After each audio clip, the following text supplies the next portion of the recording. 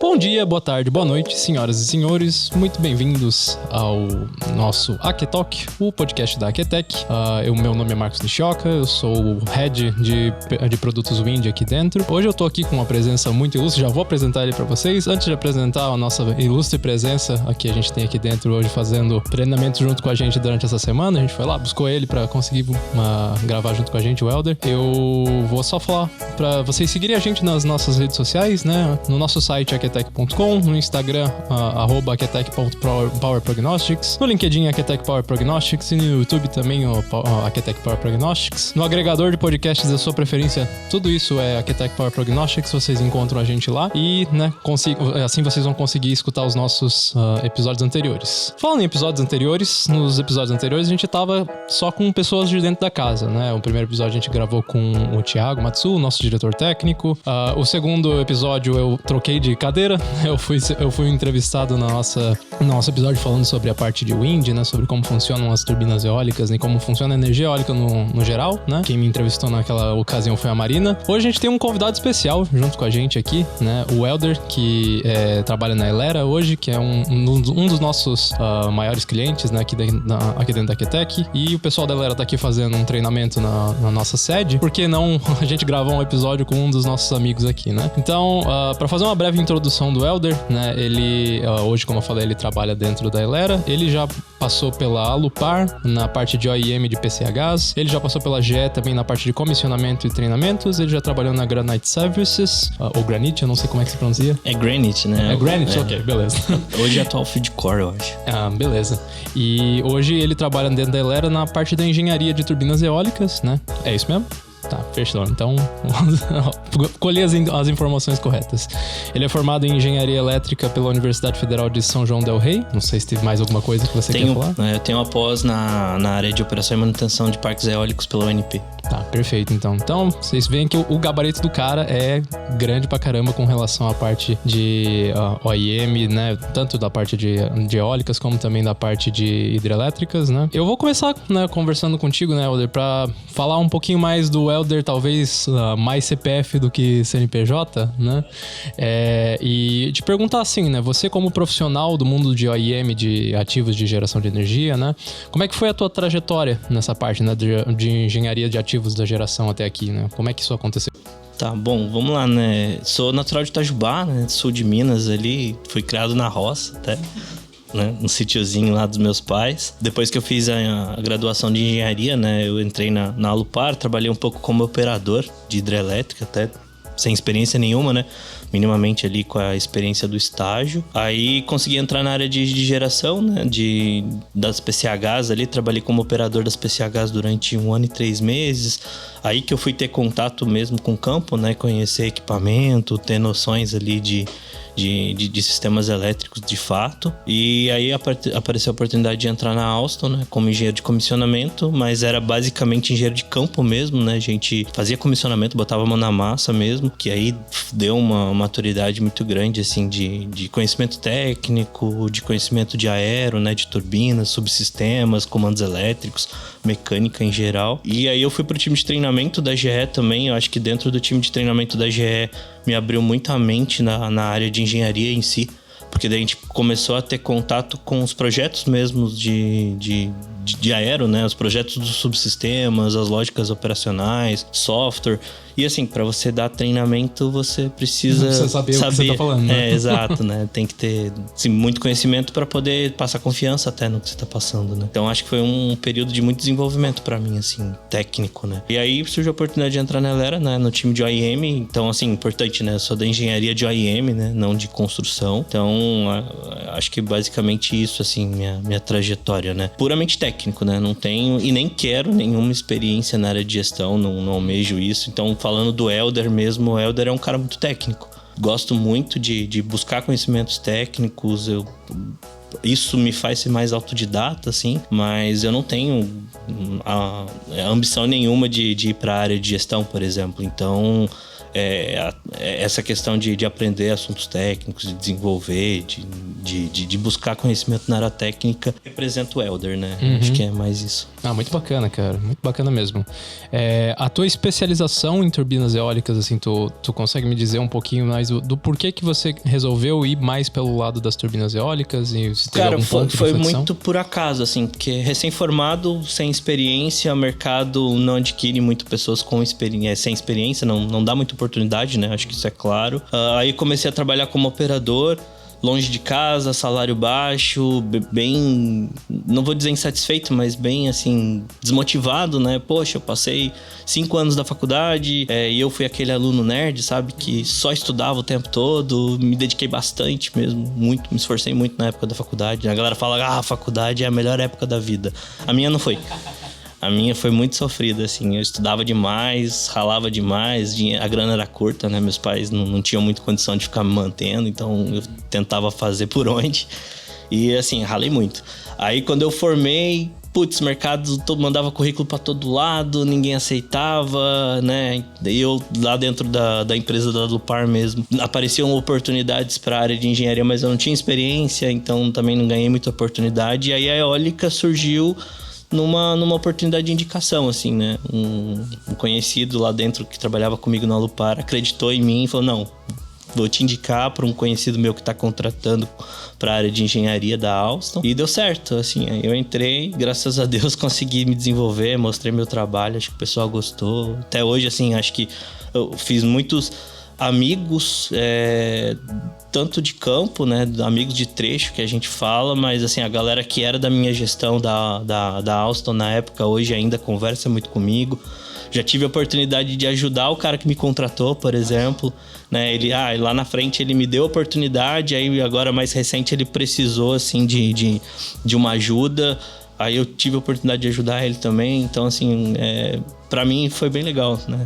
Tipo, poder contribuir com quem contribuiu comigo. Né? E também, eu imagino que continuando tantos anos assim de eólicas, deve tem alguma coisa na parte mais técnica que te atrai mais pra parte de eólicas também, né? Tem alguma coisa assim? Cara, eu, por formação, assim, eu sou da área de eletrônica de potência, né? De conversores dinâmicos e estáticos. Então, a parte de conversores do aero me atrai bastante. Só que é uma parte um pouco difundida no Brasil, porque normalmente o desenvolvimento vem de fora. Né? Então a gente nem tem tanta abertura, principalmente como cliente, né? Quando eu estava na GE, por exemplo, a gente tinha mais acesso às ferramentas dos sistemas da máquina, então tinha mais contato com essa parte de conversores. Então na área do cliente não tanto. Né? Então, assim, até a gente já tinha trocado uma ideia, né? Que eu sempre quis ser engenheiro para desenvolver, né? Eu acho que eu fui para essa área de desenvolvimento, até meu estágio foi na área de desenvolvimento de reatores de lâmpada fluorescente, que é um conversor, né? Então, assim, nesse ponto, para mim, hoje, eu não tenho tanto contato com o que eu queria, de fato, na época da graduação, na época que eu finalizei o curso.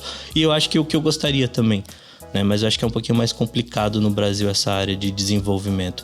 Existem algumas empresas, né? Não sei se a gente pode falar o nome de empresa aqui, mas, por exemplo, a MS, eles estão desenvolvendo produtos de conversor na área de conversores mesmo ali, aplicados para turbinas, mas eu acho que é só, né, de eólica no Brasil, assim. Mas, assim, acho que a parte de OEM também tem me agradado bastante, tem sido bastante desafiador. Acho que a gente nunca tá pronto, sabe, para desafio nenhum. Né?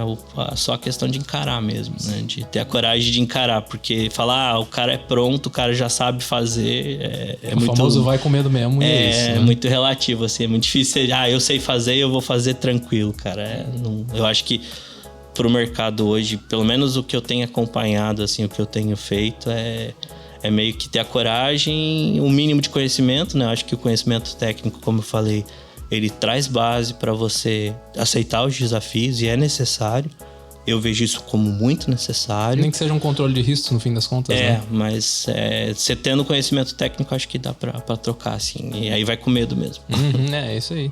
Eu penso, acho interessante que eu me relaciono bastante com a tua história nesse ponto, né? De antes você não tinha experiência, etc. E mesmo assim resolveu encarar o desafio e fazer isso. Eu vejo muito como a minha trajetória foi algo próximo até dentro da QTEC aqui, né? Eu comecei aqui dentro da parte mais de projetos de gabinetes, né? Até falei contigo, o gabinete do Vibra One fui eu que projetei, etc. Foi uma experiência que, obviamente, precisava de várias habilidades diferentes, né? Na época, a gente ainda estava desenvolvendo os nossos produtos da parte de Wind, né? Me deram esse desafio, assim, de, poxa, tu tá se interessando mais na parte de Wind, né? Vamos lá, então, beleza. Aí foi nessa época que eu botei a minha cara nos livros, né? E comecei a estudar mais sobre a parte de eólicas, né? Hoje, certamente, também, da mesma forma como você falou, né? Poxa, é uma coisa mais de oportunidade, mas que é uma oportunidade que, felizmente, eu acredito que eu me achei bastante dentro dela, né? É bem bacana saber que, né, esse tipo de coisa se repete bastante no mundo da engenharia como um todo, e eu acho que é natural, né? A gente nunca vai saber onde exatamente a gente vai parar nesse eu acho que é todo, igual né? eu comentei, né? Tipo, ninguém tá pronto. Acho que você tá pronto a aceitar o desafio, Sim. né? Porque se você tiver pronto, talvez nem é um desafio. Sim, total.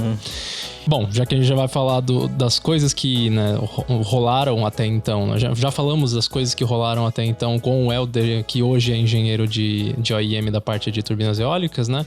Eu queria perguntar mais para esse cara de hoje, assim, né? Quais são os principais desafios que um engenheiro de OIM enfrenta no seu dia a dia? Cara, eu acho que, primeiro, a volatilidade do mercado dentro da Wind, tá? Eu acho que as condições que a gente tem hoje, tanto política quanto financeiras, socioeconômicas do Brasil, tá sendo bem desafiador, porque, assim, o preço de fornecimento de peças, né, da cadeia de suprimentos hoje é absurdo para a eólica, até a gente já comentou essa semana. Tipo assim, a gente compara a eólica com outras fontes, até com a Hydro, por exemplo, que são fontes mais antigas, né, mais consolidadas no mercado. Você tem uma cadeia de suprimentos que consegue fornecer com preços melhores, equipamentos melhores, mas o mercado do wind, da forma como se desenvolveu no Brasil, meio que fechou muito isso, sabe? Então, hoje o preço das coisas ainda é muito alto, existem fabricantes que não dão mais suporte, né, nacionalmente, então você precisa desenvolver fornecedores sem ter muito acesso à tecnologia que foi desenvolvida. Então, eu acho que isso hoje é um dos principais desafios para quem trabalha na engenharia desses OEM, assim, é buscar uma cadeia de suprimentos confiável. Quando eu digo confiável, tecnicamente, de fornecer uma peça com qualidade, um serviço com qualidade, dentro da tecnologia que sempre foi fechada para o mercado, né, para desenvolvimento de mercado, por exemplo. Acho que isso hoje pro engenheiro é um dos principais desafios. Eu ia até perguntar, eu acho que você já meio que deu um preâmbulo, assim, né, de que, para um pouco dessa próxima pergunta que eu ia fazer, de que, poxa, quando a gente tá falando de eólicas, a gente tem uma diferença muito grande, principalmente nessa questão de cadeia de suprimentos e assim por diante, né, mas eu queria saber se tem outras diferenças que a gente não consegue ver tão nitidamente, assim, né, pra ti como engenheiro de OIM, da parte entre eólicas e hidrelétricas, que foi mais ou menos as tuas experiências até então, né? Então, da parte da hidrelétrica, na época, eu não tive tanto contato com a IM, né? Como eu era mais de operação, eu não tive muita abertura de mercado para fornecedores. Então, não tenho esse viés para comparar. Mas o que eu sinto é que, até conversando com pessoas que trabalham nas áreas de hidráulica, que vieram trabalhar com a gente da eólica, o cara trabalhava na hidráulica, mas lá na hidráulica não era assim. Lá eu conseguia entrar na lógica do PLC e alterar o que eu queria. Aqui eu não posso nem mudar a pintura da máquina, né? Então, assim, é a forma como o mercado se desenvolveu, de fato, né? E aí eu acho que essa dificuldade de você conhecer o equipamento a fundo para poder desenvolver fornecedores aqui nacional é muito difícil. Às vezes a gente tem uma cadeia de suprimento que talvez consiga fornecer até com mais qualidade do que a gente compra lá de fora. Isso já aconteceu comigo, por exemplo. Mas é fechado, é difícil você chegar lá. E se você chega, tem problemas jurídicos depois que acabam trazendo mais dor de cabeça, né? Então, para eu comparar com a Hydro, assim, hoje é um pouco mais difícil porque eu não tive essa vivência de manutenção. Eu só tive a vivência de operação na época da Hydro. O Odo aí. Isso, né? Era só apertar botão e dar comando, né? Quando dava problema, tinha um outro time que vinha para resolver. Entendi. Aí na eólica não, na eólica a gente já tem mais isso de ter que correr atrás, o problema é seu, se vira e resolve. Eu imagino também que, assim, né? Isso é mais uma pergunta até fora de script. A quantidade de ativos, então eu imagino também que ela seja alguma coisa mais complicada de lidar e com relação à escala disso, né? Tipo, a escala das suas ações. Quando você tá falando de Hydro, ela é bem diferente do que quando você tá falando de Wind, né? É uma questão mesmo isso? O que eu vejo, assim, de dificuldade na Wind não é só... Tanto... Agora olhando mais pro lado financeiro, né? Que, tipo, não é só essa questão de acesso ao conhecimento para desenvolvimento de fornecedor. Eu vejo o custo também. Primeiro porque o custo hoje de qualquer atividade dentro do Indy é absurdamente alto. Né? Tudo envolve guindaste, tudo envolve dificuldade do trabalho em altura, de equipamentos bem pesados.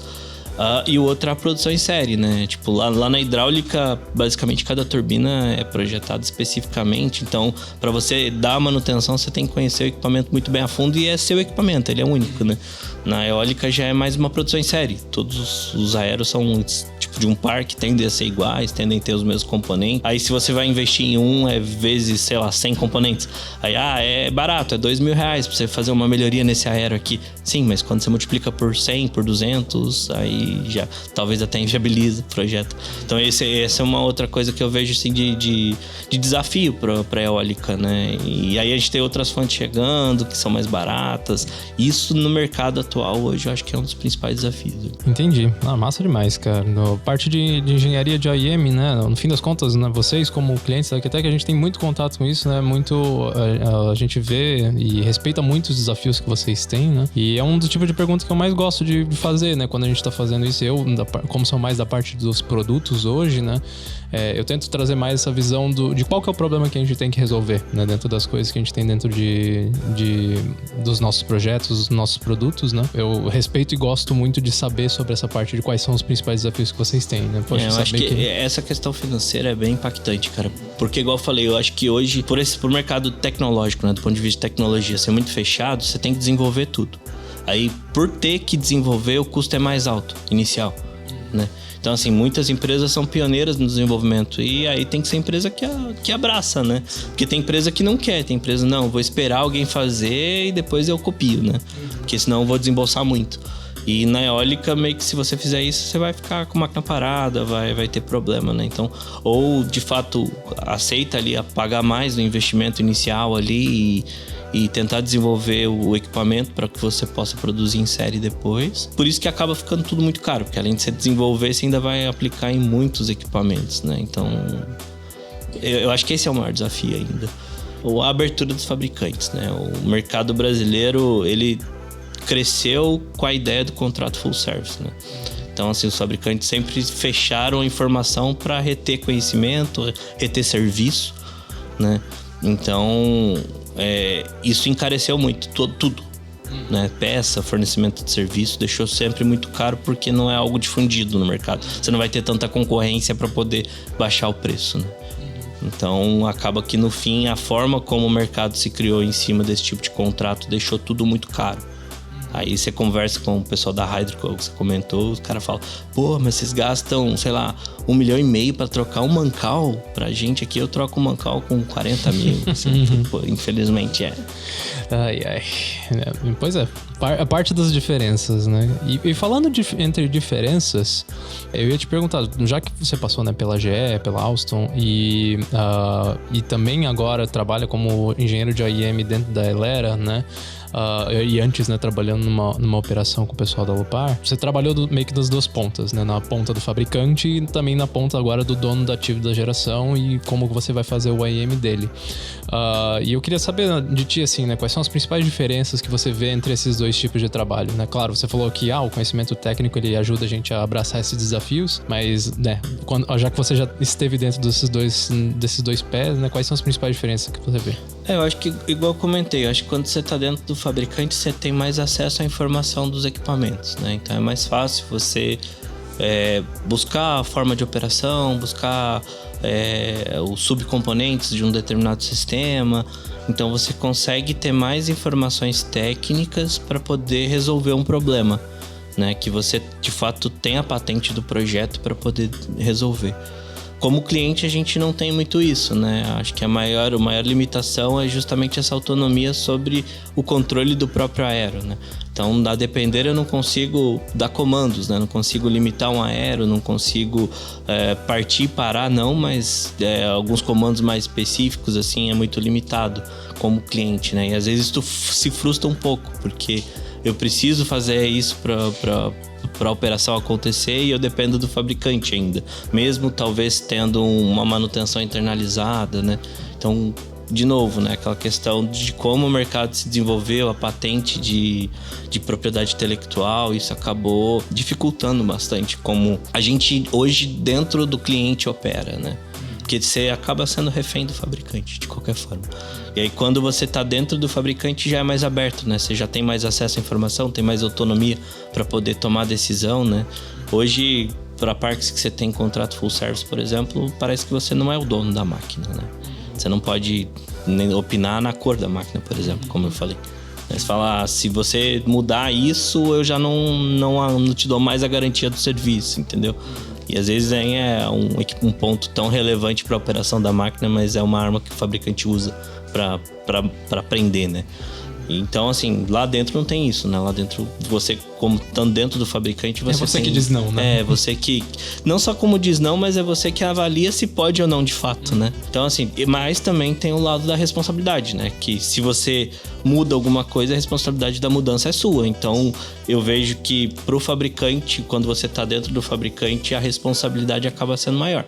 Né? O cliente, talvez, a responsabilidade é de cobrar hoje, né? Tá mudando, o mercado tá mudando um pouquinho em relação a isso, mas eu vejo muito assim, né? Tipo, o fabricante é mais fácil a informação, mais fácil alterar projetos, é mais fácil você ter acesso a comandos, a lógica, mas a responsabilidade é sua. Dentro do contrato, se acontecer alguma coisa, você que vai ter que resolver de qualquer forma, né? E o prejuízo maior vai ser seu. Então, acho que essas são as diferenças, né? Tanto o lado bom quanto o lado ruim. Acho que o lado bom é o acesso à informação, a autonomia que você tem. E o lado ruim é que a responsabilidade é sua se algo der errado, né? Então, mas acho que tudo é assim, né? Você tem que assumir a responsabilidade do que faz. Eu ia perguntar, né? Meio que você já deu algumas dicas sobre isso, né? Mas quais foram os teus principais aprendizados sobre essas diferenças? Assim, né? Você já falou, poxa, eu tenho mais acesso à informação quando eu tô dentro do fabricante versus quando eu tô dentro do dono do ativo, eu tenho outras responsabilidades de cobrar esse fabricante e tal. Quais foram os teus principais aprendizados com essas diferenças? Eu vejo assim, uma coisa que eu tive muita dificuldade quando eu vim para cliente, né? Que o viés da função do engenheiro quando está no fabricante é diferente do viés da função do engenheiro quando está no cliente. O engenheiro do cliente, ele está muito mais relacionado ao mercado de energia do que ao equipamento. Quando você está no cliente, a sua preocupação é a forma que o equipamento opera, é a condição de manutenção que ele está, como eu vou dar manutenção, que jeito que eu vou fazer, como que eu vou fazer uma corretiva. Quando você está no cliente, eu já vejo que a diferença é o quanto de energia eu estou perdendo, o peso financeiro, energético é maior, né? Assim, eu tenho que me preocupar mais com os indicadores de produção do que, de fato, com a corretiva, com a melhora do equipamento, né? Então, assim, eu acho que tem bem essa diferença da engenharia do cliente e do que da engenharia do fabricante, né? Quando você está nos dois viés ali. A gente hoje, dentro do cliente, eu tenho que me preocupar. Eu vou fazer uma atividade, eu vou ter tanto de perda energética. Mas a perda energética cobre o custo do que eu tô perdendo com a atividade? Então, assim, esse viés de análise de viabilidade de projeto... Quando eu estava no cliente, eu não tinha, porque a minha preocupação era manter o equipamento operando, né? Ou botar para operar na época do comissionamento. Então, assim, não tinha muito esse viés de análise energético, não tinha muita preocupação com regras e políticas energéticas, né? Coisa que no cliente a gente já tem, né? Então, assim, para mim, por exemplo, por mais que eu passei, né? Passei 8 anos, mais ou menos, entre Alstom e GE, né? Dentro da GE como um todo. Então, quando eu vim pra Elera, por exemplo, né? Na época era Brookfield até, já isso já não pesava tanto. O que pesava era, você tinha uma ideia de um projeto, uma melhoria técnica. Mas isso se paga? Quanto de energia que eu vou perder para poder fazer isso? Talvez não valha a pena fazer isso agora, entendeu? Isso, eu, pelo menos, como engenheiro na época da GE, não tinha tanto, né? Se bem que eu não era engenheiro de manutenção da GE, né? Eu trabalhava mais na parte de treinamento, de comissionamento ali. Então, essa questão mesmo de indicadores de produção, isso nunca tinha sido preocupação. Já no cliente, isso porque de fato é o que crucial, paga a conta, exatamente, né? É um modelo de negócio completamente diferente, né? Cara, muito massa mesmo ver essas diferenças, especialmente de alguém que viveu realmente, né, essas experiências desse jeito. Eu ia puxar um papo agora contigo, que você já deu até meio que um spoiler, né? Que O pessoal de casa, né, que ainda não tá tão familiarizado, né, de como é que funciona o mercado de operação e manutenção de aerogeradores, você tem contratos de OEM, né, contratos de operação e manutenção, que eles têm alguns escopos diferentes, né? Você tem contratos, vamos botar os dois extremos, né? A gente tem contratos full service, né, ou full scope, dependendo de como você chama, que como o nome sugere, você faz tudo, né? Você como fabricante, você vai fazer tudo que tem a ver com o OEM dessa máquina. Contratante, né, o dono desse ativo, no fim das contas, ele só vai pagar esse serviço para você. E no outro lado, você tem a primarização, né, que quando você é dono do ativo, você faz a própria operação e manutenção e você toma as decisões sobre isso. No meio termo, ainda tem aqueles escopos limitados, né, que você paga uma certa quantia para ele fazer a manutenção, ou às vezes você paga uma quantia para fazer a operação. Enfim, né, você tem tudo que tem no meio termo aqui de tipos de contrato nesse sentido. Aí eu ia te perguntar assim, né, do que você vê, de tudo que você já vivenciou nisso, né? Quais são as principais diferenças e benefícios que tu enxerga, né, entre cada uma desses modelos? Tá, eu acho que o full service, que é o contrato onde o fornecedor é responsável por tudo, né? Vocês fazem um acordo de disponibilidade, seja temporal ou energética, ele tem que cumprir aquele valor, né? Que é o full service. Acho que ele traz uma segurança operacional para o cliente muito grande, né? Porque você sempre vai ter uma pessoa, né? Uma empresa, melhor dizendo, com mais estrutura, mais conhecimento do equipamento, com mais acesso à informação do equipamento para resolver problemas. Então você tende a ter soluções mais rápidas, né? Mas nem sempre mais eficazes, mas tende a ser um pouco mais rápido, porque o fabricante tem a informação, né, de como o projeto foi feito. E isso traz uma segurança maior, né? Porque você tem um contrato de alguém que vai garantir para você que vai te fornecer aquilo. Se não fornecer, aquela pessoa vai te pagar uma multa, né? Aquela empresa vai te pagar uma multa. Então isso te dá uma garantia, né? Uma segurança operacional maior. Já quando você realiza a manutenção, né, em manutenções primarizadas, é você. Então, se você não investe, talvez você não vai ter retorno. Se você não melhora um processo, isso vai te impactar. Vai ser mais fruto das suas ações, né? Então, e ainda tem aquela questão que a gente comentou lá atrás da limitação de informação, que às vezes você precisa ter informação para resolver um problema, para melhorar um equipamento, para melhorar a performance, mas isso é fechado, né? Uma caixa preta, o fabricante não te passa aquela informação. Então, acho que esses são os desafios maiores. Porém, assim, nos contratos full service, né, o fabricante, ele trabalha para o contrato, ele não trabalha para a máquina, né, para manter o parque. Então, se você faz um contrato de 20 anos, o fabricante vai trabalhar para manter o contrato. E isso, olhando do ponto de vista do fabricante, que eu já fui fabricante, também faz muito sentido. Porque se eu gastar muito mais do que eu tô ganhando, eu não tenho margem de lucro, eu vou acabar falindo, né? Então, agora olhando pro lado do cliente, as minhas máquinas nem sempre vão estar bem cuidadas. Às vezes ela vai estar cuidada para manter o contrato. Ela vai entregar disponibilidade, vai estar rodando, mas daí você vai olhar, a máquina pode estar na iminência de quebrar, entendeu? Ou então ela tá rodando em condições mais agressivas, mais severas do que você cuidando, né? Então, na manutenção primarizada já não é assim, né? Por mais que você tenha que trabalhar para manter a viabilidade do negócio, mas você também pensa em manter a máquina operando por mais tempo, né? Então, não é só 20 anos, talvez, 20, 30 anos, né? Então, você cuida melhor da máquina. Então, tem esses dois viés. O full service te traz uma segurança operacional, só que daí você tem essa questão de que o fabricante, ele normalmente vai trabalhar pelo contrato, né?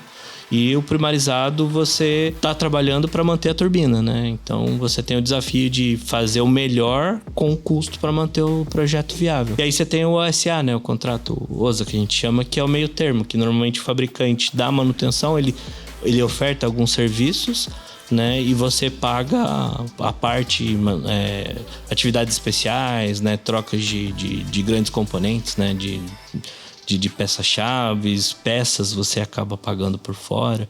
Esse contrato, assim, apesar de existir muitas empresas no Brasil que usam, eu nunca trabalhei em empresas que têm OSA, então é até assim, é difícil falar, né, pelo meu viés de não conhecer, mas eu não vejo como algo muito útil, né, porque assim, você tá pagando o fabricante para dar manutenção em uma peça que vai quebrar e se quebrar ele vai te vender.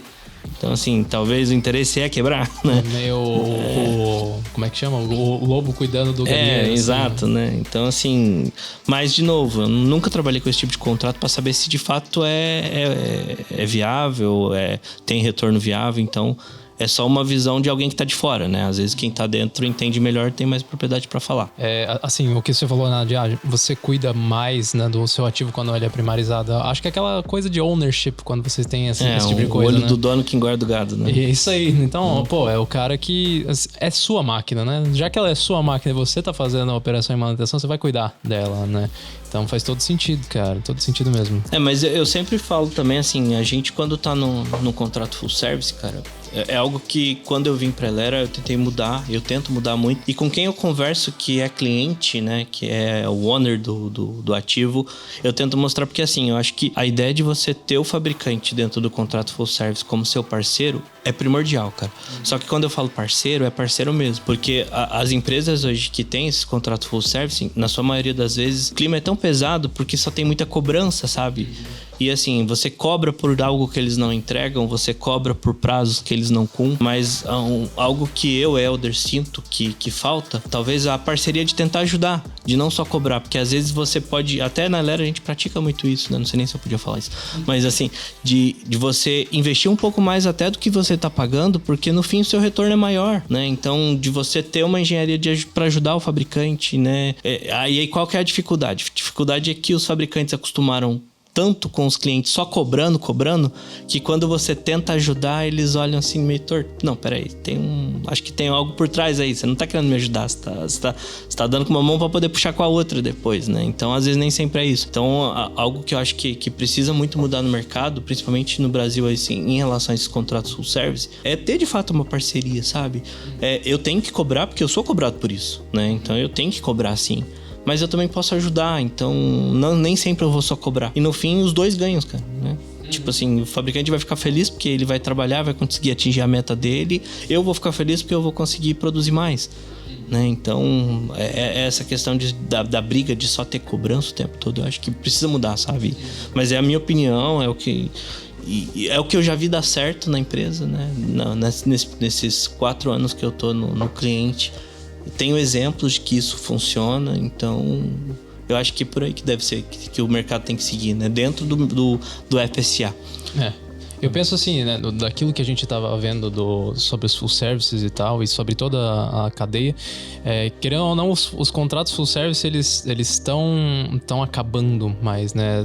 Acho que a grande maioria dos players de energia, né, donos de ativos de energia hoje, eles têm optado mais por primarizar, por internalizar, por N motivos, né? Eu acho que esse pode ser com certeza um deles, né? Às vezes o clima é tão pesado ali dentro que você tende assim, cara, não quero nem saber se é mais barato ou se é mais caro, quero simplesmente aí beleza, né? E claro, você vai ter os bônus e os ônus desse tipo de decisão. É o tipo de coisa que a gente vê esse movimento no mercado da galera primarizando mais os seus ativos, né? Do lado de liberdade, de ver as coisas e de cuidar melhor dos ativos, claro, né? A gente dentro da Aquetec, que a gente fornece serviços e produtos, né? Pra a gente melhorar esse cuidado com os ativos, a gente logicamente quer ajudar todos esses clientes, tanto a parte do fabricante a ter produtos melhores e cuidar melhor dos seus ativos, como também o cliente que é dono desse ativo quer que ele seja mais longevo, que ele faça todas as suas ações por mais tempo, né?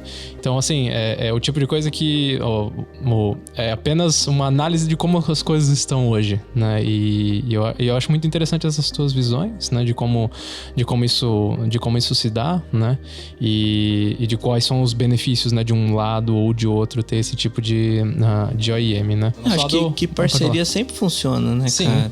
Então, assim, opiniões contrárias, né? Discussões sempre vão ter, mas no fim parceria sempre funciona, né? Você ter acho que os dois lados como parceiro é o que vai trazer ganho, né? Então, meio que é isso que a gente tenta fazer hoje, né? Assim, às vezes deixa uns pratos caírem, mas não, faz parte, tenta equilibrar. Não tem muito como ser perfeito nessas horas, né? A gente fala pelo lado da Aquetec, assim, né? A gente vê esse movimento de primarização como mais liberdade de protocolos, né? Mais liberdade de navegação, claro, né? Mas, novamente, a gente entende também os benefícios que existem dentro dos contratos full service, de como você se beneficiaria dentro disso do ponto de vista do cliente, né? Como você falou, acho que o que é importante mesmo é parceria, né? Eu acho que eu posso falar pela forma como a gente lida com o pessoal da Elera, né? De como a gente tem essa parceria mesmo, né? Vocês compraram um produto nosso e vocês estão lá fazendo as análises de vibrações, né? E fazendo as análises da condição das máquinas de vocês a partir do produto que a gente instalou lá dentro das máquinas de vocês. Poxa, é lógico que a gente vai estar sendo muito parceiro de vocês para dar esses insights, para dar treinamentos, né? Afinal, é o motivo pelo qual você tá aqui hoje, né? E 100% eu ressoo com essa tua ideia, né? De, poxa, quanto mais parceiro a gente é dentro desse mercado, quanto mais a gente se ajuda, mais o mercado cresce junto, né? E isso é bom para todo mundo. E eu acho que essa questão da internalização também, assim, é uma tendência, cara. Isso é fato. Primeiro porque a gente tem alguns fabricantes saindo, né, do Brasil, alguns que já saíram, tem outros chegando, né? Mas eu não sei se esses outros que estão chegando vão seguir o mesmo padrão que o mercado começou. Eu acredito que não, até pela tendência do mercado. Então acho que a questão da primarização, ela vem muito forte. Tanto justamente por isso que eu comentei, né, que acho que como os parques estão ficando velhos, né, no Brasil, assim, já tem parques de 25 anos, né? Então, com esse envelhecimento dos parques, acho que os owners dos parques estão querendo que as máquinas durem mais, né? E aí, como eu falei, né? E que sejam melhor cuidados, portanto, exato, né? Primarização. E assim, de novo, né? Não falando mal do fornecedor, porque, de novo, ele tem um contrato que precisa estar vivo, né? O contrato tem que ser viável, porque senão o negócio dele também vai falir e ele não vai conseguir trabalhar, não vai conseguir mais prestar serviço no contrato full service, né? Então, eu entendo os dois lados. Tem que ter a viabilidade do contrato, mas a gente também quer as máquinas boas, né? E eu acho que essa questão das máquinas estando hoje mais velhas, estão forçando as empresas owners a buscar essa primarização, porque elas querem tirar mais das máquinas do que já foi tirado, né? Porque o custo operacional de você substituir, repotencializar, recomissionar um parque é muito alto. Então, quanto mais eu conseguir tirar daquelas máquinas de lucro, né, de ganho, melhor. Então, acho que essa que é a tendência, né? Porque como as máquinas estão ficando mais velhas, eu quero mais delas, então eu vou ter que cuidar mais delas e não cuidar mais da minha segurança operacional, né? Que é o que o contrato full service faz. Então, acho que esse que é o motivo da tendência do mercado ir mais para esse lado da primarização. Perfeito. E, cara, assim, talvez eu esteja mudando de assunto, mas na verdade eu acho que ele vai mais ou menos em linha, né? Que é com relação à evolução do mercado de eólicas, né? E dada a tua experiência, né? E tudo que você já vivenciou, você falou que tem 8 anos teve 8 anos de GE e 6 anos agora. Esse ano eu faço 11 anos de eólica. Então, em todos os seus 11 anos, certamente você viu algumas mudanças, algumas evoluções, né? Acontecendo. Eu queria as tuas percepções, assim, né? Quando você chegou aqui e só tinha mato, né? Versus como tá hoje, né? Como é que mudou o mercado de eólica e o que você vê de mais diferente? Assim? Tá, acho que o primeiro de cara é o tamanho das máquinas, né? A potência. O Brasil, ele buscou uma tendência de ter máquinas maiores e mais potentes.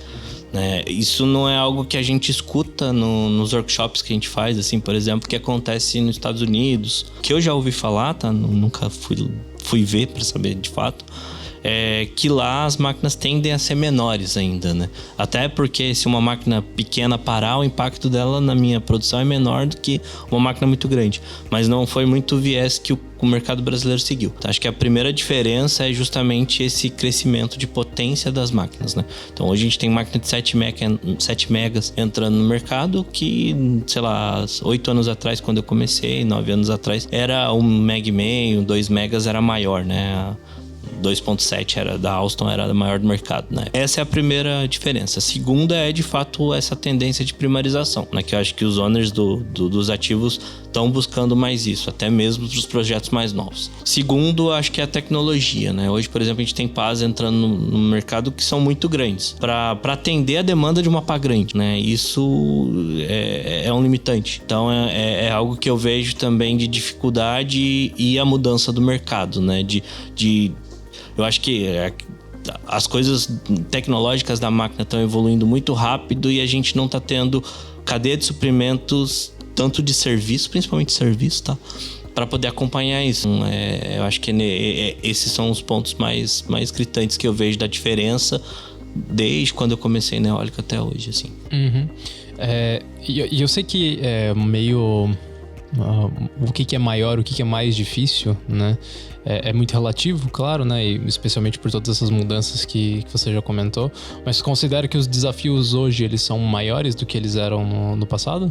Não, acho que não. Acho que, na verdade, assim, eu acho que hoje é mais fácil tratar, porque, querendo, no mercado evolui também, né? Ele talvez não evoluiu na velocidade que o negócio exige, né? Ou que a gente, como owner de gestão de ativos, né?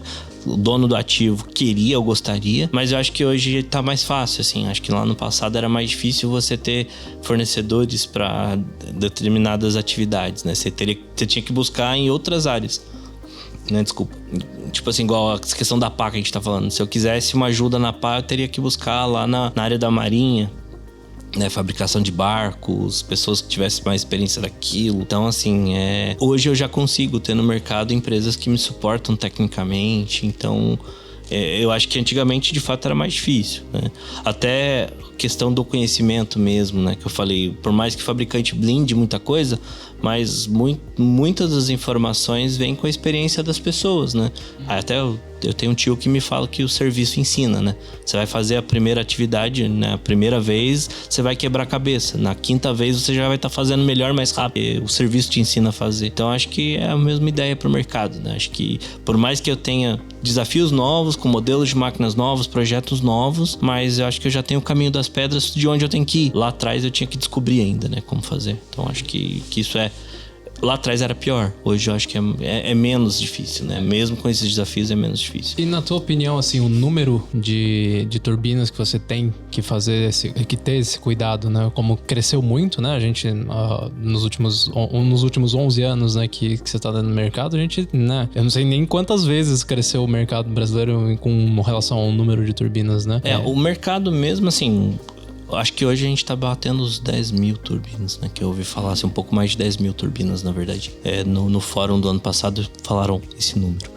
Então, assim, a quantidade pesa, né? Que daí necessita de mais pessoas trabalhando, mais fornecedores. Então, acho que isso pesa bastante. Mas, como eu falei, acho que o mercado, a dificuldade é um pouco menor porque já tem pessoas que já sabem pelo menos o caminho das pedras. Você né? acha, então, que a escala, né? A quantidade de turbinas, ela não é uma influência tão grande assim no tamanho do desafio? Eu acho que a dificuldade maior é o acesso à informação do equipamento. Né? Eu acho que, porque tipo assim, a escala é só volume, né? Se você faz, igual eu falei, acho que a Aero é produção em série. Se você faz pra primeira, as outras vão ser iguais. Então, eu acho que a dificuldade maior é fazer pra primeira. Né? Na minha visão, né? Pode ser que eu esteja enganado, mas é o que eu consigo pensar, assim. O meu achismo, né? Não entendi.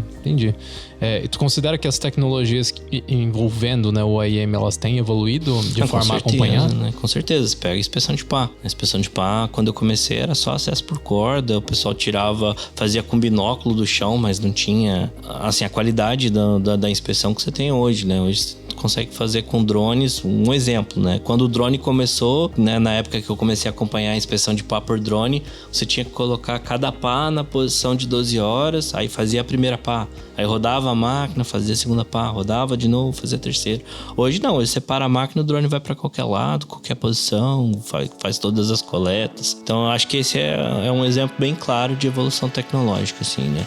Outro ponto, né, até que vocês trabalham, captação de ruídos, né? Então, prognósticos de ruídos, assim, acho que isso é algo que não tinha lá atrás, né? Primeiro porque você não tinha, acho que a estatística para poder ter dado e trabalhar com isso, né? E segundo, porque assim, se a gente for comparar a tecnologia, né? A tecnologia hoje, ela evolui muito rápido, né? Então, tem aquela... Eu não lembro qual que é o autor do teorema que falava que, tipo, a capacidade de processamento de um computador, ele dobra a cada 2, 3 anos, né? Assim, né? Tem um cara que é tipo uma teoria. Moore, salvo engano? Lei de alguma coisa assim. Não lembro, o cara fala que a cada 2 anos a capacidade de processamento dobra, né? Então, acho que isso traduz diretamente, né? Você consegue hoje... Tá na moda, né? Inteligência artificial. E então... e essa questão também de gestão de ativos dentro do mercado brasileiro está muito forte. Então as empresas cada vez mais investindo em monitoramento, em manutenção sobre condição e a condição ser monitorada por inteligência artificial. Então acho que de fato isso traz uma grande diferença, né? Já que a gente falou bastante do passado, né, e dos últimos 11 anos de eólica que você teve, né, eu queria saber agora o que você acha do futuro, assim, né, quais que seriam as tendências que você vê no mercado. Algumas delas você já falou meio que, eu tô vendo que é uma tendência a gente fazer primarização, por exemplo, né, mas e outras coisas, assim, o que você vê no mercado onshore especificamente? Então, primeiro assim, no mercado, vamos falar da tendência do onshore primeiro, né, eu acho que tá diminuindo, a gente vê uma forte crescente da solar aí, né? Solar vem muito forte porque é um custo baixo de implantação com retorno de geração bem mais alto, manutenções baixas, né? Custo de manutenção baixo, então isso acaba apagando um pouco ali os investimentos em eólica, né? A gente vê isso acontecer, isso tá claro nitidamente hoje nos leilões, né? Que a quantidade de usinas solares é muito maior do que as eólicas sendo, né, entrando no leilão. Isso é fato. O segundo ponto, acho que as questões políticas e até, não falo tanto nem a nível brasileiro, assim, acho que falo a nível mundial mesmo, né? Pós-pandemia, por exemplo, o custo de equipamentos, né? De matéria-prima aumentou muito. Então ficou muito caro e a solar, por exemplo, ela tende a ser mais barato porque usa menos equipamento. Então isso acaba minguando um pouco as oportunidades do crescimento do mercado eólico. Custo de OEM, por mais que tenha aparecido bastante novas tecnologias no mercado, mas como eu falei, máquinas mais velhas tendem a necessitar mais de investimento, né? Então acho que o custo do OEM também está segregando, porque as empresas acabam gastando mais hoje no OEM. Então não sei se isso pesaria, mas por exemplo, para investir, né? Talvez se eu lá atrás numa máquina nova eu gastava X, hoje eu tô tendo que gastar 2X. Então se eu tivesse que gastar só 1X eu poderia investir mais, mas não é o que acontece porque a máquina tá velha, né? E faz parte, né? É o equipamento. Então, acho que isso pesa bastante no mercado onshore. Essas duas questões eu vejo o mercado minguar um pouquinho, até mesmo incentivos fiscais, né? E eu acho que o principal, cara, que é o custo da energia. A energia hoje tá muito barata. Falou do Proinfa, né, que havia subsídios do governo ali para custos de venda de energia maiores, então viabilizava mais o projeto.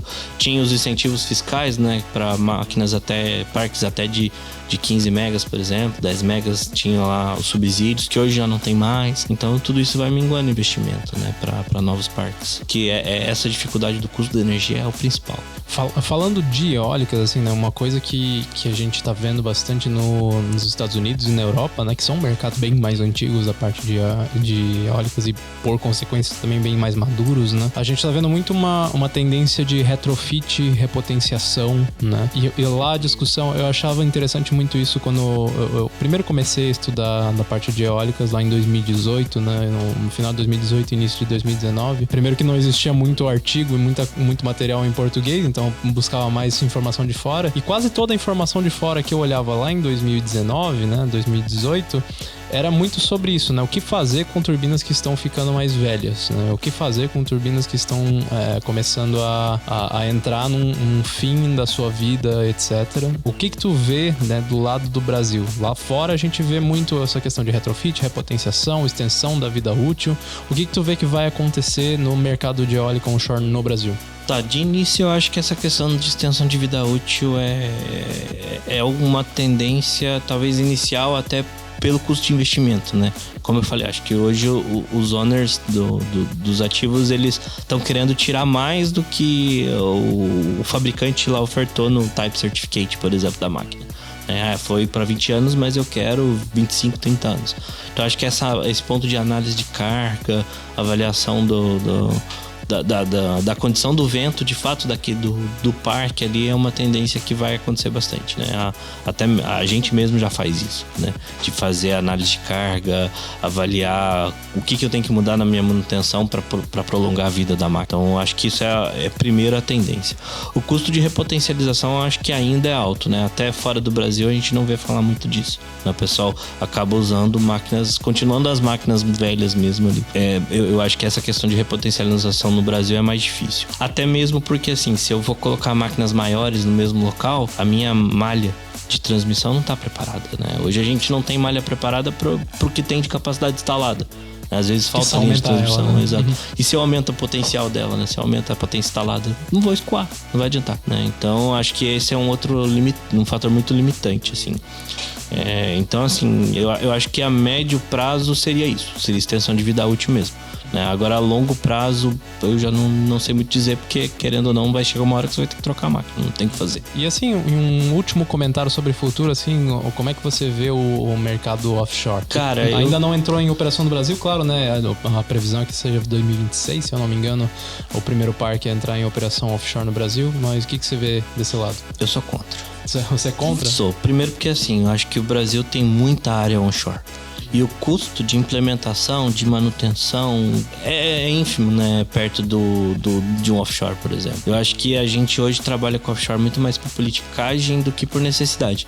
Porque pra gente que anda, né, nos projetos, você vê que ainda tem muito território para colocar onshore. Que a gente ainda tem muito potencial. E aí para que eu vou instalar offshore se eu vou gastar mais? Isso vai trazer um custo de energia muito maior pro consumidor. Então, assim, eu acho que é legal do ponto de vista de desenvolvimento tecnológico, né, que traz essa crescente de investimentos para desenvolvimento, mas talvez não seja a necessidade, né? Acho que primeiro a gente precisa fazer o que precisa ser feito. Então vamos gastar com o que ainda assim, vale a pena, né? Acho que talvez não vale a pena eu gastar 3 vezes mais para implantar uma máquina offshore, mesmo ela sendo de maior potência, mas se eu consigo, com o custo dela, implantar talvez um parque, né, onshore. Hoje eu ainda sou contra, assim, sabe? Acho que a gente tem muito território, já tem desenvolvido formas de operação onshore, né?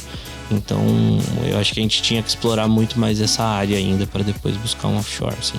Mas é a minha opinião. Para pensar também, né? Os países que mais têm crescido de offshore hoje, né? A Inglaterra, com certeza, acho que é o maior destaque de offshore hoje no mundo todo. E for para pensar, a Inglaterra é uma ilhazinha, né? Tem estados brasileiros que são muito maiores do que a própria Inglaterra, né? E meio que não tem muito para onde você crescer do ponto de vista de onde que eu vou colocar uma usina eólica lá, né? Um parque eólico lá. E aí dentro desse viés, né? Poxa, vamos pro mar então, né? E de fato é o que eles estão fazendo e por isso que eles têm crescido tanto pra esse lado, né? É bem interessante a tua visão, assim, honestamente eu não conhecia esse tipo de ótica, né? E é muito interessante ver que, poxa, de fato, né, se parar pra pensar, o Brasil ele é gigante, o próprio Nordeste ainda tem um monte de capacidade eólica que não foi explorada, né? E o Nordeste tem um dos melhores ventos, se não o melhor vento do mundo todo, né? Você pega o Rio Grande do Norte ali onde eu moro, cara, assim, o Rio Grande do Norte é o menor estado do Brasil. E se você anda nas regiões que tem instalado, você vê que tem muito mais espaço para instalar, entendeu? Então, assim, a falar, mas é porque os melhores lugares já foram ocupados. Às vezes não, cara. Às vezes os lugares mais fáceis de logística foram ocupados, mas existem outros, né? E assim, por mais que tenha esses desafios, né, de logística, como eu tô comentando, às vezes é um interior muito longe de grandes centros, né? Entregar equipamentos ali, talvez a região não tá preparada sócia e politicamente para receber aqueles equipamentos, né? Não tem acesso, vai ter que desenvolver acesso, mas eu ainda acho que isso talvez seja mais barato do que eu fazer no mar. Mais barato e talvez, assim, pensando até no OEM, né? Porque às vezes a gente pensa muito no custo de implementação, mas o custo de manter aquilo, né? No mar também, eu acho que parques, por exemplo, que são instalados na beira do mar são muito mais agredidos do que parques no interior, né? Então o custo de manutenção desses parques é muito maior. Então por que eu ainda vou insistir de colocar no mar, né? Então talvez essa é uma forma de até poupar e manter o preço da energia acessível para as pessoas, né? E cara, pô, que conversa, cara, que gigante essa nossa conversa de engrandecedora, para mim, pelo menos, olha, eu aprendi muita coisa hoje, né? Eu acho que espero que o pessoal de casa também tenha aprendido bastante coisa com o que a gente tinha para conversar aqui dentro, né? Espero que tenha ficado descontraído o suficiente pra gente, né? Foi sim. Eu sei que né, pra quem tá fazendo isso, não sei se é a primeira vez que você tá fazendo isso. Sim, então, a primeira vez. Eu sei que é estranho, mas, né, é bacana. Que bom que você se divertiu, então. Não, foi legal. E assim, a gente, aqui dentro do Aquetalk, né, a gente quer fazer mais episódios parecidos com esse, né? A gente viu a oportunidade com o Helder aqui de conversar com ele, né? E de trazer mais essas experiências.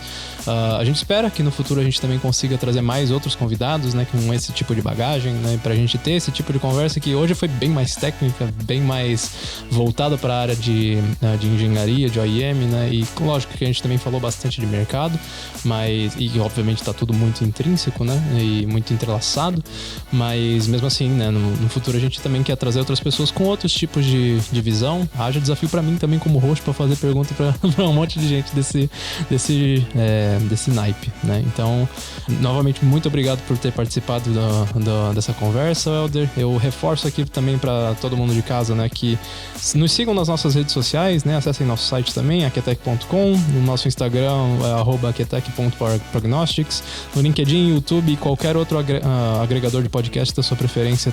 Tudo é Aquetec Power Prognostics, né? Você vai conseguir encontrar a gente lá. Escutem os nossos outros episódios, né? Eles também certamente têm bastante coisa. Apesar de não ter convidados, né? A gente conversou bastante e tentou trazer bastante informação lá. Eu acho que é isso, cara. Muito obrigado novamente, Helder, por ter participado. Eu que agradeço. Eu acho que foi um prazer e satisfação, uma honra, talvez, ter sido o primeiro externo aí da Aquetec a ter feito, né? Espero ter atendido à altura aí. Com certeza, cara. Eu ia até perguntar, antes de a gente terminar, se tem alguma coisa que você quer falar e tal, né? Não, acho que é isso, cara. Assim, de novo, né? Acho que tudo que a gente falou é muito ponto de vista, né? Mas é o que eu sinto, assim, o que eu vejo de como o mercado tá sendo e os desafios que a gente tem, né? Que pelo menos eu tenho enfrentado. Maravilha, então, meu amigo. Tá, brigadão aí pela oportunidade. Valeu, muito obrigado pela sua audiência também e nos vemos na próxima.